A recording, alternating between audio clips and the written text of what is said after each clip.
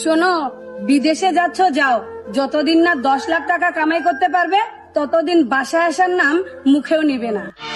কিন্তু 10 লক্ষ টাকা ইনকাম করতে তো অনেকদিন সময় লেগে যাবে। সময় লাগুক তাতে কি সমস্যা, বাসায় এসে তুমি কি কাজটা করবে?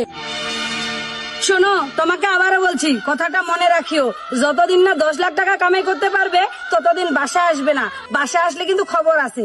দেখো, 10 লক্ষ টাকা কামাই করতে আমার 10 বছর সময় লেগে যাবে। এই 10 বছর সময় তোমাদের ছাড়া আমি কিভাবে থাকবো ওই দূর প্রবাসে? শোনো, তুমি কিভাবে থাকবে সেটা তোমার ব্যাপার, আমার 10 লক্ষ টাকা লাগবে তো লাগবেই।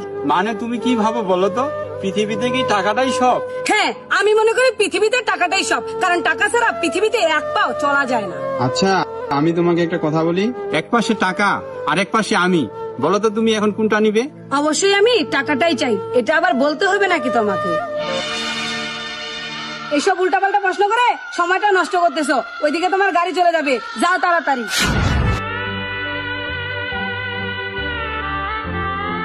অবশ্যই আমি টাকাটাই চাই, এটা আবার বলতে হবে নাকি তোমার? অবশ্যই আমি টাকাটাই চাই, এটা আবার বলতে হবে নাকি তোমার? হ্যাঁ, আমি মনে করি পৃথিবীতে টাকাটাই সব, কারণ টাকা ছাড়া পৃথিবীতে এক পাও চলা যায় না।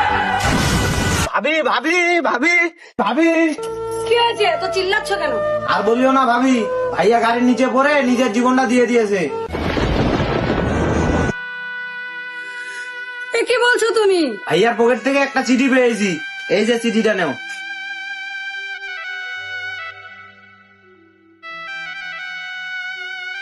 হ্যাঁ মরিয়ম, তুমি তো বলেছিলে আমার থেকে তোমার টাকার বেশি প্রয়োজন। আজ আমি তোমার জন্য অনেক টাকার ব্যবস্থা করেছি। আমি একটা ইন্স্যুরেন্স করেছিলাম, তুমি আমার মৃত্যুর সনদপত্র নিয়ে গিয়ে অফিসে দেখাইও, 1 কোটি টাকা পেয়ে যাবে। তারপর ওই টাকা দিয়ে তুমি তোমার ইচ্ছা মতো শখ আহ্লাদগুলো পূরণ করিও। ইতি, তোমার হতভাগা স্বামী।